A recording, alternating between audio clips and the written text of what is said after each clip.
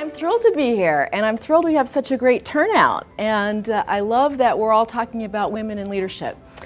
We're going to talk more about leadership than women, and yet being a woman really plays into learning and growing and collaboration. And I think one of the things that women really need to learn to do is support one another more fully. And I wish I had known that when I was coming up in the ranks, as it were. So I want to tell you a little bit more about why we're here, what's in it for you, and what this is all about, okay?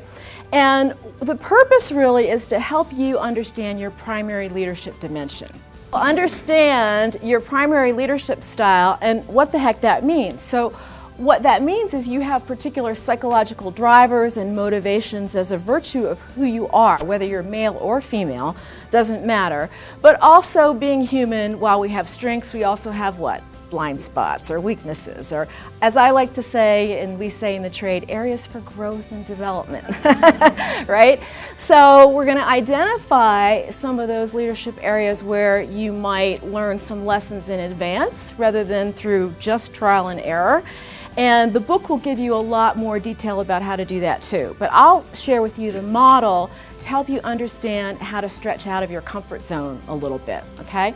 So, you know, coaches are always talking about comfort zones and stretching and so on. And really, you'll learn how this disc work of leaders informs your role of a leader. All of us as human beings tend to think that our way is the best way, don't we? Right? Raise your hand if that's true. Okay. And what's worse, as human beings, a lot of times we don't know that there's another way. You know, why are those people acting that crazy way they're acting? Surely they're doing it just to upset me, right? And yet that's not the case. And we're going to learn how really people have very different worldviews in terms of how they look at themselves, how they look at the world, and therefore how they lead, whether they're male, whether they're female. I wish I had known this in my 20s, because as you heard, I actually started out in banking for the SunTrust folks. I worked for Chase Manhattan Bank in Wilmington, Delaware. And then I went back to school and I came to Atlanta and I got my MBA at Emory. And then I had a variety of very male-dominated company corporate jobs. Exxon, Equifax, UPS. Now, I'm experienced, as we say. I'm not going to say how old I am, but I'm hearing that bio, like, wow, I've done a lot. It's just I've been around a while.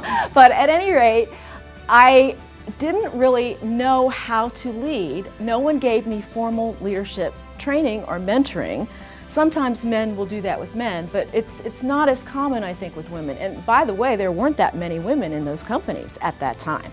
This was the mid-'80s, or late '80s too.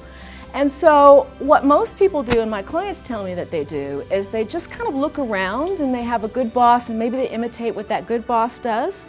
Or they have a bad boss and then they say what? Not gonna do that, right? I'm never gonna act like that. So that's not the best way to lead. There really is an art and a science to it, and more that we can learn about what we really need to do to be comprehensive. So that's what we're going to talk about. We're going to talk about the work of leaders process, which I'll share with you in just a minute.